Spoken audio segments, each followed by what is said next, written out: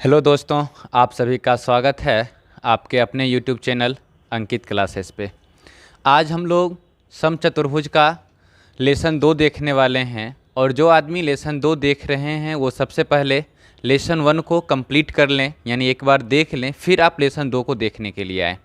चलिए हम लोग आते हैं समचतुर्भुज के, जहाँ तक हो चुका है उससे आगे बढ़ते हैं। समानांतर चतुर्भुज में हम कुछ बातें आपको बता चुके थे।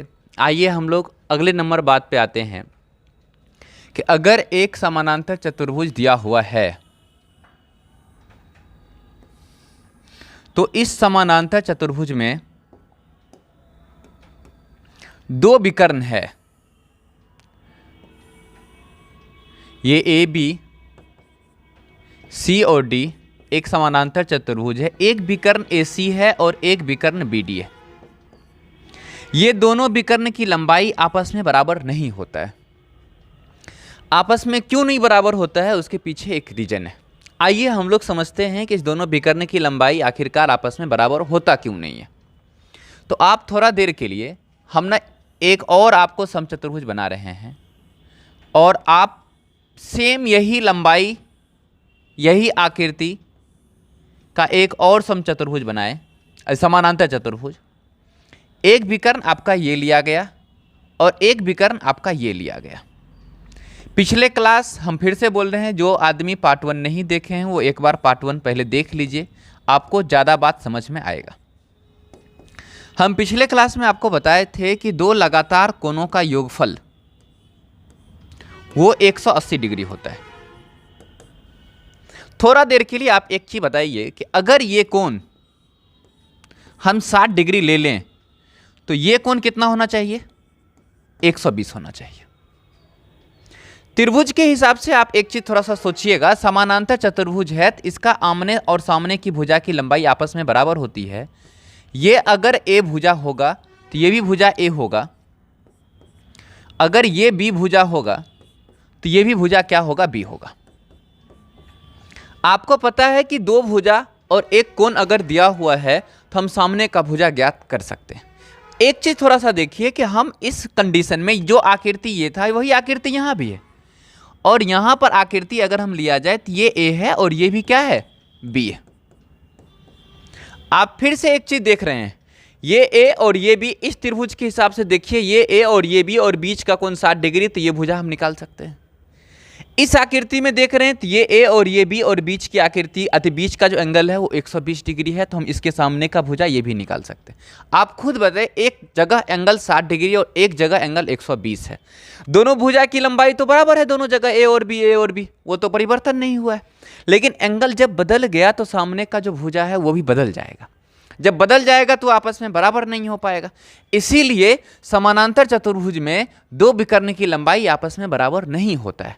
यानी हम कह सकते हैं इस केस में कि समानांतर चतुर्भुज का दोनों विकर्ण आपस में बराबर नहीं होता है। यानी यहाँ पर AC बराबर नहीं होगा D1 अति BD। हम इस चीज़ को ये भी कह सकते हैं, ये D1 है और ये D2 है। यानी आप कह पाएंगे यहाँ से कि D1 प्लस D2 जो है वो आपस में बराबर नहीं हो पाएगा। बात समझ रहे हैं? अब इस वीडियो को आप रोक करके इस बात को लिख सकते हैं। और हाँ, जब भी आप समानांतर चतुर्भुज देखना स्टार्ट करते हैं तो आप वैसे नहीं देखिए, आप कॉपी और पेन लेकर के देखिए और हर बात को अपना नोट करते जाइए। आप वीडियो को रोक करके देख सकते हैं। हम लोग बढ़ते हैं अगले नंबर बात पे। आइए अगला नंबर बात, अगर हम समानांतर चतुर्भुज में एक विकर्ण खींचते हैं, ये एक समानांतर चतुर्भुज है और समानांतर चतुर्भुज का अगर एक विकर्ण खींचा जाता है, चाहे ये विकर्ण ये हो, चाहे आप इस एंगल को लेकर के ये विकर्ण आप खींचिए, कोई फर्क नहीं पड़ने वाला है। आइए, अगर ये एक विकर्ण खींचा गया ABC और क्या D, अगर ABCD खींचा जा रहा है तो आप थोड़ा सा एक बात और हमको बताइए, पिछले क्लास में बताए थे कि अगर 2 समानांतर रेखा को कोई तिर्यक रेखा अगर काटती है, तो 2 समानांतर रेखा को अगर कोई तिर्यक रेखा काट रही है तो हमको ये बात पता है कि ये कोण और ये कोण आपस में क्या हो जाएगा? बराबर हो जाएगा, बराबर हो जाएगा।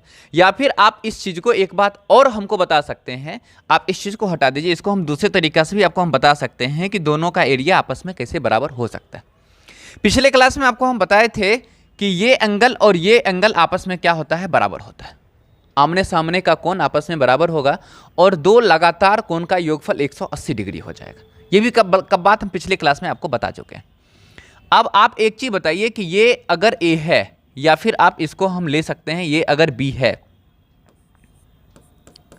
और ये अगर ए है, तो ये भी बी होगा और ये भी क्या है, ए होगा। आप इसमें दो त्रिभुज को अपना अलग अलग कर दीजिए। हम एक बार चल रहे हैं त्रिभुज ए सी डी में और एक बार त्रिभुज चल रहे हैं ए बी सी में।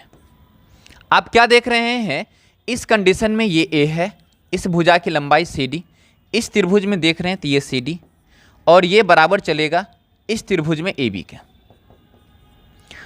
उसके बाद इसका बी, अगर ये भुजा लिया जाए तो ये ए डी, ये बराबर चलेगा इसका बी सी का, और ये बीच का भुजा दोनों के लिए बराबर है, यानी ये ए सी और ये ए सी। अगर दो त्रिभुज के तीनों भुजा की लंबाई अगर किसी त्रिभुज के तीनों भुजा की लंबाई अगले त्रिभुज के तीनों भुजा की लंबाई के अगर बराबर हो गया तो सर्वांगसम त्रिभुज हो जाएगा।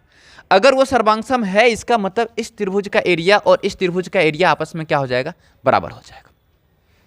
अगर ये दोनों त्रिभुज का एरिया आपस में बराबर हुआ तो हम ये भी बात यहाँ से कह पाएंगे कि इसका जो एरिया होगा वो पूरे चतुर्भुज का एरिया का आधा ये होगा और आधा ये, यानी 1/2 एरिया ये लेगा और 1/2 एरिया ये लेगा। क्या कर पाएंगे?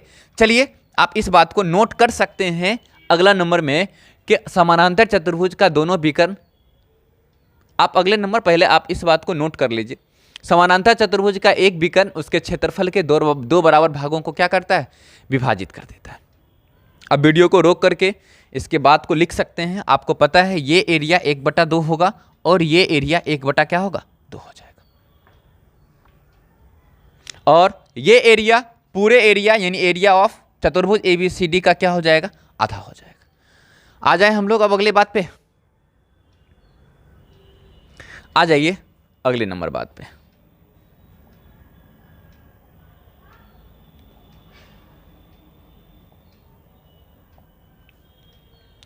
अगर हम समानांतर चतुर्भुज का दो विकर्ण खींचते हैं तो उस केस में क्या हो जाएगा।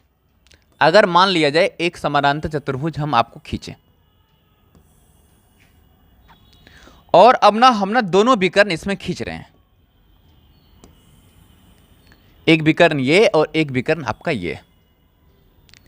अगर समानांतर चतुर्भुज का दोनों विकर्ण हम लेते हैं तो दोनों विकर्ण जो है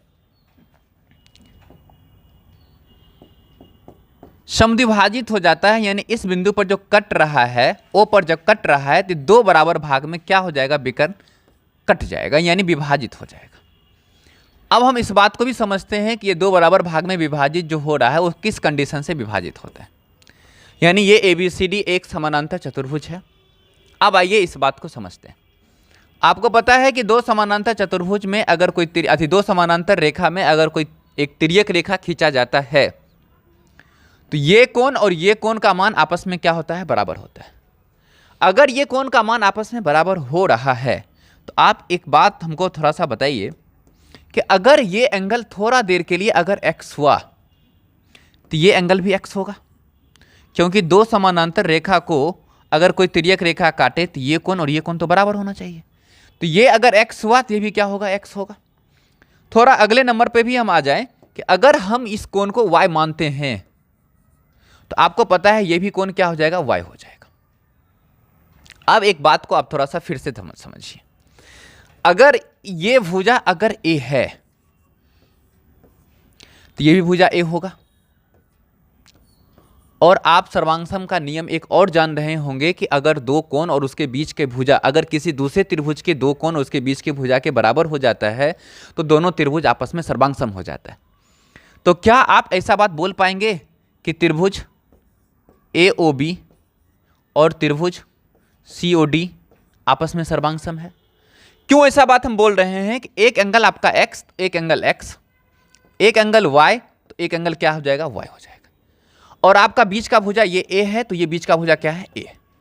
आपको पता है ये त्रिभुज और ये त्रिभुज आपस में क्या हो गया, सर्वांगसम हो गया। अगर ये दोनों त्रिभुज आपस में सर्वांगसम हुआ तो अब आप देखिए कि इस y के एंगल के ठीक सामने का भुजा OD, y एंगल के ठीक सामने का भुजा OB आपस में बराबर होगा, हो जाएगा। यानी अगर हम एंगल यानी कोण y को अगर लिया जाए तो कोण y को तो अगर हम देखते हैं तो इस कंडीशन में ये OD और इस त्रिभुज में y के ठीक सामने OB, ये दोनों का वैल्यू आपस में क्या होना चाहिए, बराबर होना चाहिए। सेकेंड नंबर, अगर एंगल आप y को देख रहे हैं, एंगल y नहीं एंगल x को अगर आप देख रहे हैं तो x के ठीक सामने का भुजा OC और बराबर क्या हो जाएगा, x के ठीक सामने का भुजा OA, ये दोनों का मान आपस में बराबर हो जाएगा। अब आप एक चीज खुद बताइए, A से लेकर के C तक एक विकर्ण आपका था और A से लेकर के C तक दो बराबर भाग में है, AO और OC। AO और OC ये दोनों आपस में बराबर बराबर विकर्ण कटा कि नहीं कटा, यानी ये दोनों विकर्ण आपस में दो बराबर भाग में बट गया।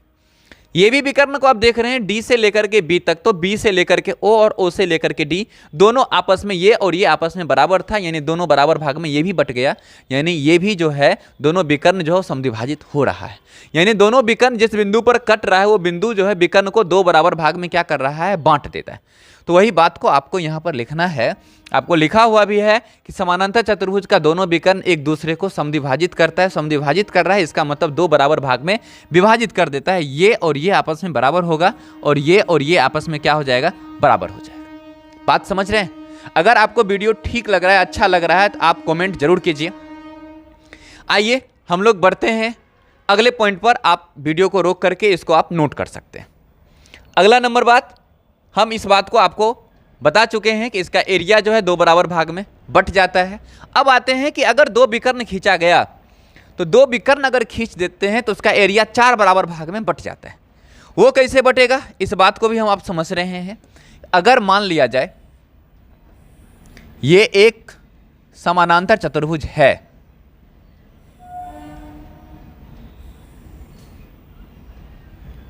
तो अभी ना आप ना कुछ देर पहले एक बात हमको बताए थे कि अगर एक विकर्ण खींचा जाता है तो इसका एरिया 1/2 और इसका एरिया 1/2 हो जाता है, आप तो बताए थे। दूसरा नंबर, एक बात और आप बताए कि अगर हम ये विकर्ण खींचना शुरू कर दें तो आप क्या बताए कि ये और ये आपस में बराबर भाग में बट जाएगा। आप यही बात बताए। आप एक चीज और आप ही बता दीजिए कि हम ना इस बात को थोड़ा सा हटा देते हैं। हम ना विकर्ण को तो खींचना शुरू किए लेकिन इस विकर्ण को सिर्फ यहीं तक लेके गए और रोक दिए। आपको पता है कि जब ये रेखा यहां से यहां गया और इस आधार को आप थोड़ा सा समझिए इस बात को, अगर ये एक त्रिभुज मान लिया जाए, ये A है, ये B है और ये C है, हम ना इस त्रिभुज को ऐसे A, B और C ले लिए और इसके यहां से एक रेखा खींचा गया और इसके आधार को दो बराबर भाग में बांट दिया। यानी ये माध्यिका खींचा जा रहा है जो आधार को दो बराबर भाग में बांट देता है, और अगर माध्यिका खींचा जाएगा तो उस त्रिभुज को यानी दो त्रिभुज जो बन रहा है दोनों का एरिया आपस में बराबर कर देगा। अब आप ही बता दीजिए कि ये पूरे का जो एरिया, ये एरिया और ये एरिया आपस में क्या हो जाएगा, बराबर हो जाएगा। ये पहले से 1/2 है, तो आप बताइए 1/2 का अगर हम आधा कर दें तो ये वैल्यू तो 1/4 हो जाएगा। यानी ये 1/4 लेगा और ये भी 1 क्या लेगा, 4। यानी ये आधा भाग में आधा आधा लिया, अगर ये मिला दिया जाए तो ये भी आधा आधा ले लेगा। आधा आधा नहीं, 1/4 ले लेगा क्योंकि ये तो आधा पहले से था। इसका मतलब कि अगर हम दो विकर्ण खींचते हैं तो इसका एरिया जो है वो चार बराबर भागों में क्या हो जाएगा, विभाजित हो जाएगा। बात समझ रहे हैं? चलिए आप इस बात को भी यहां पे नोट कर सकते हैं। समानांतर चतुर्भुज का दो विकर्ण उसके क्षेत्रफल को चार बराबर भागों में विभाजित कर देता है, और आप देख रहे हैं ये लिखा हुआ है। आप वीडियो को रोक करके आप इस बात को भी नोट कर सकते हैं। आइए अब अगले नंबर बात पे। अगले नंबर बात में क्या दिया हुआ है कि यही विकर्ण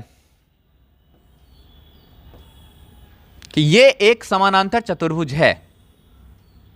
अब जो विकर्ण खींचने की बात आती है, जो विकर्ण खींचा जाता है, बहुत आदमी को, बहुत स्टूडेंट को ऐसा लगता है कि ये जो विकर्ण खींचा जा रहा है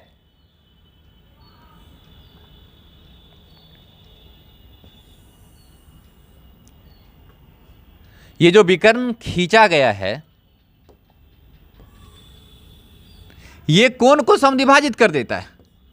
लेकिन नहीं, विकर्ण जो खींचा जाता है वो कोण को समद्विभाजित नहीं करता है। समद्विभाजित कहाँ करेगा? तो जब वर्ग में विकर्ण खींचते हैं, उसके बाद समचतुर्भुज में विकर्ण खींचते हैं, तब कोण को समद्विभाजित करता है, लेकिन समानांतर चतुर्भुज में नहीं करता है।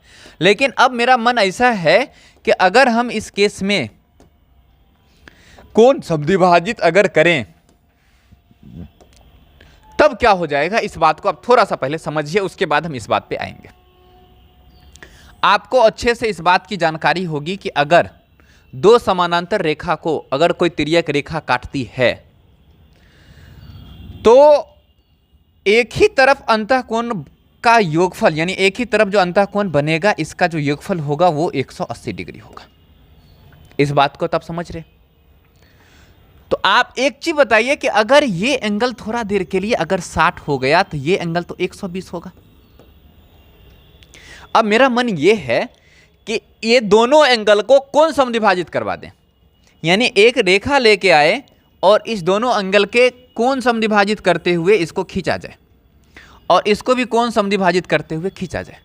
कोण समद्विभाजित का मतलब कोण को दो बराबर भागों में बांट देना। आपको पता है ये 120 था तो ये एंगल 60 होगा, ये भी एंगल 60 होगा। ये एंगल अगर 60 है तो ये भी एंगल 30 होगा और ये भी एंगल 30 होगा। और ये अंदर में एक त्रिभुज बना हुआ है तो त्रिभुज में तीनों कोणों का योगफल जो होना चाहिए वो हमेशा 180 डिग्री होना चाहिए। अब आप क्या देख रहे हैं, एक एंगल 60 बना दिया, ये एंगल बना दिया 30, 60 और 30 90, और ये एंगल भी क्या हो जाएगा, 90 हो जाएगा। क्यों? क्योंकि ये दोनों मिला करके 90 बनाया, जो बचेगा वही ना 90 होगा। तो अब इस बात को थोड़ा सा ध्यान देते हैं। ध्यान इस बात को ये देना है कि अगर समानांतर चतुर्भुज में दो लगातार कोणों को अगर कोण समद्विभाजित किया जाता है तो जो कोण समद्विभाजित जहां पर जाकर के मिलेगा वो एंगल जो बनाएगा 90 डिग्री का बनाएगा। मतलब अगर हम इस भुजा को लेके जाएं और इस भुजा को लेके जाएं तो आपको पता है ये एंगल जो बनेगा वो कितना डिग्री का बनेगा, 90 डिग्री का। ये हुआ क्या, ये तो कोण समद्विभाजित किया गया। अगर कोण समद्विभाजित किया जाएगा तो दोनों जो मिल रहे होगा, मिलेगा जिस बिंदु पर, वो कितना डिग्री का कोण बनाएगा, तो वो कोण जो बनाएगा 90 डिग्री का बनाएगा। बात समझ रहे हैं?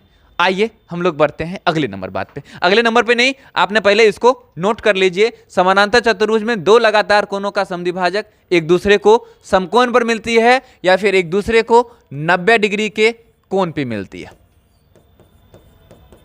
जरूरी नहीं है कि यही कंडीशन में होगा। अगर इस कंडीशन और इस कंडीशन पर अगर मिलाया जाए तो वो भी 90 डिग्री के एंगल पर बनाएगा। बात समझ रहे हैं? आप इस बात को भी लिख सकते हैं। अब आ जाइए अगले नंबर बात पे। अगला नंबर बात पहले आप समझिए, फिर उसको हम लोग लिखेंगे। हमने कल या फिर आप कह सकते हैं पिछले वीडियो में समानांतर चतुर्भुज का क्षेत्रफल ना हम आपको बताए थे। क्षेत्रफल ये बताए कि ये अगर ए है, ये अगर बी है और यहां से एक ऊंचाई को अगर लिया जाए तो आपको पता है जो एरिया की बात किया जा रहा है वो एरिया की बात जो होगा वो एरिया जो हम लोग निकालेंगे तो समानांतर चतुर्भुज का एरिया बी गुने क्या हो जाएगा, एच हो जाएगा। बात आप समझ रहे हैं? मतलब ये बी जो है ये पूरे का पूरे आधार और एच जो है ये दोनों भुजा के बीच की क्या है, दूरी है। अब इस नोट में हम ये समझाना चाहते हैं कि अगर एक रेखा कोई दिया हुआ है और एक रेखा और है लेकिन दोनों रेखा आपस में समानांतर। अब बात यहां ये आती है कि ये रेखा फिक्स हो चुकी है कि ये ए बी जो है एक आधार है, ए बी आधार है और इसी आधार का काम करना है। अब इस आधार से एक समानांतर चतुर्भुज बनाया जाए। आप इस बात को ध्यान इस कंडीशन से देना है कि जब समानांतर चतुर्भुज बनाने की हम बात कर रहे हैं तो ये और ये भुजा भी आपस में बराबर होता है और ये दोनों भुजा भी आपस में समानांतर होता है। तो अभी आप क्या देख रहे हैं, ए बी, और हम इसको सी और डी ले लेते हैं। थोड़ा देर के लिए हमने समानांतर अगर बनाने की बात होगी तो हम तो इस कंडीशन में भी बना पाएंगे समानांतर, यानी ये पी और ये क्यू ले लेते हैं। अगर समानांतर बनाने की बात आएगी तो हम इस कंडीशन में ही बना पाएंगे समानांतर। ये आर नहीं, आप टी और डब्ल्यू ले लेते हैं। अभी आप क्या देख रहे हैं कि आधार एक ही है लेकिन समानांतर चतुर्भुज हमने 3 को बना दिए हैं। आप खुद बताइए कि तीनों समानांतर चतुर्भुज के लिए आधार बी ही होगा कि अलग होगा? बी ही होगा। तीनों समानांतर चतुर्भुज के लिए ऊंचाई बदलेगा? नहीं बदलेगा। आपको पिछले वीडियो में बताए हैं ऊंचाई इस रेखा से लेकर के इसी रेखा के बीच की दूरी को ऊंचाई कहते हैं, और ऊंचाई भी तीनों के लिए बराबर है, तो तीनों का क्षेत्रफल अभी भी b गुने क्या होगा? h। तो हम समझाना ये चाहते हैं कि एक ही आधार पर, आधार एक ही होना चाहिए, कितना भी हम समानांतर चतुर्भुज बना दें एरिया में कोई परिवर्तन नहीं होगा, सारा समानांतर चतुर्भुज का एरिया आपस में बराबर हो जाएगा। तो अगले नंबर बात पे आपने इस बात को लिख सकते हैं कि दो समानांतर रेखा के बीच एक ही आधार पर कितना भी समानांतर चतुर्भुज बना देंगे सभी का क्षेत्रफल आपस में बराबर होगा। हम यहां भी तीन समानांतर चतुर्भुज बनाए हैं, आप देख रहे हैं, एक ए यहां से यहां गया, यहां से यहां गया, एक ये बना। आप दूसरा नंबर आप देख रहे हैं, एक ये बना, एक आपका और बना ये, और तीनों के लिए आपको पता है b और ऊंचाई क्या होगा? h, यानी आपका क्षेत्रफल b गुने क्या हो जाएगा? h, और सब का एरिया आपस में क्या हो जाएगा? बराबर हो जाएगा। चले अगले नंबर बात पे। तो अगला नंबर बात पहले हम लोग समझते हैं क्या कहा जा रहा है अगले नंबर बात पे, कि अगर एक समानांतर चतुर्भुज दिया हुआ है, ये ए बी सी और डी, एक समानांतर चतुर्भुज है, और अब क्या किया गया है, इस समानांतर चतुर्भुज में एक बिंदु कहीं पर ना दे दिया गया है ये, और इस बिंदु से चारों शीर्षकोण को मिला दिया गया।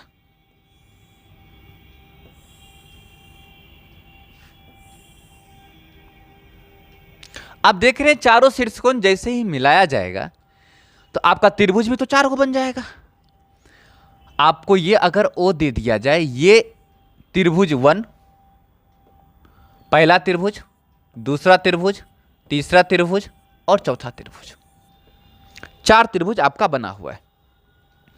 अब इसके बारे में आपको कहा जा रहा है इसके एरिया में क्या क्या होने वाला है।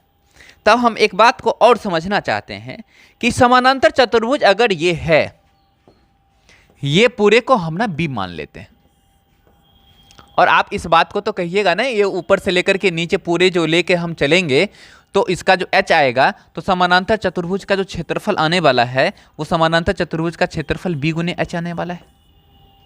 आप तो इस बात को कह सकते हैं। अब आइए हम ना यहां से दो काम करना चाहते हैं। हमको एक बात पता और है कि अगर कोई त्रिभुज अगर बना हुआ है, अगर ये उसका h दिया हुआ है, ये इसका b दिया हुआ है, तो हम ये भी बात तो कह पाएंगे कि एरिया ऑफ त्रिभुज, ये ABC का मान अगर निकालना हो, एरिया ऑफ त्रिभुज ABC बराबर क्या कह पाएंगे? 1/2 गुने आधार गुने ऊंचाई। त्रिभुज का तो क्षेत्रफल होता है ये बात। अब हम इसी चीज को रिलेट करके यहां से हम कुछ बात निकाल सकते हैं। कैसे निकाल पाएंगे इस बात को आप देखिए।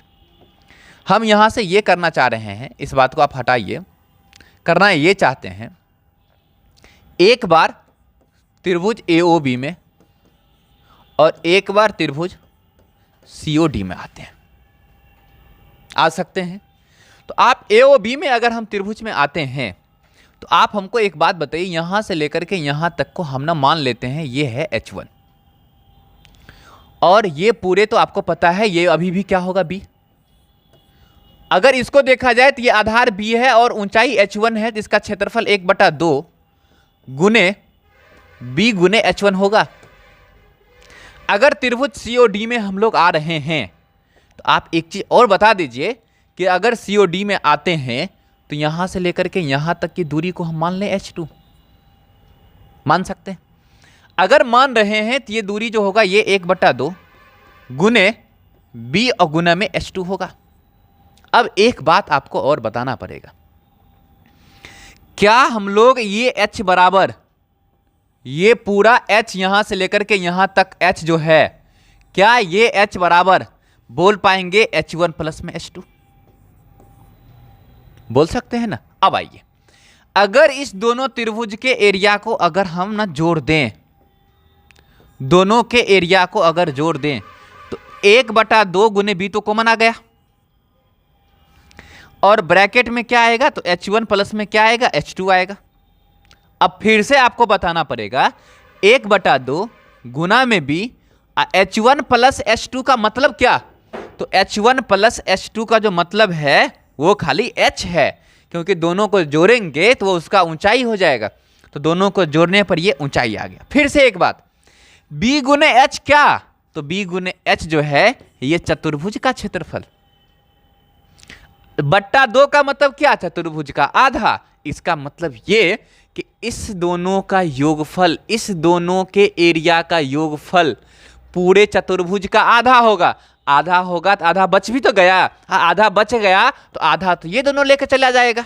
इसका मतलब इस दोनों का योगफल इस दोनों के योगफल के बराबर हो जाएगा। ये या भी कह सकते हैं इस दोनों का योगफल पूरे चतुर्भुज का आधा, इस दोनों का योगफल पूरे चतुर्भुज का आधा, और इस दोनों का योगफल इस दोनों के योगफल के क्या हो जाएगा, बराबर हो जाएगा। तो इस बात को भी आप एक बार देख सकते हैं और एक बार लिख सकते हैं। समानांतर चतुर्भुज के अंदर कहीं पर भी कोई बिंदु O है जो चतुर्भुज के चारों शीर्ष कोण को मिलाता है, तो उस केस में क्या होगा, एरिया ऑफ त्रिभुज A1 और त्रिभुज A3 और एरिया ऑफ त्रिभुज A2 और A4 दोनों का एरिया आपस में क्या हो जाएगा, इस दोनों का योगफल और इस दोनों का योगफल आपस में क्या हो जाएगा, बराबर हो जाएगा। आप वीडियो को रोक करके इस बात को भी आप नोट कर सकते हैं। इस वीडियो में हम यहीं तक रहने देते हैं। अगर वीडियो आपको अच्छा लगे तो आप कमेंट जरूर कीजिए और फिर हम लोग मिलेंगे अगले वीडियो में। तब तक के लिए बाय।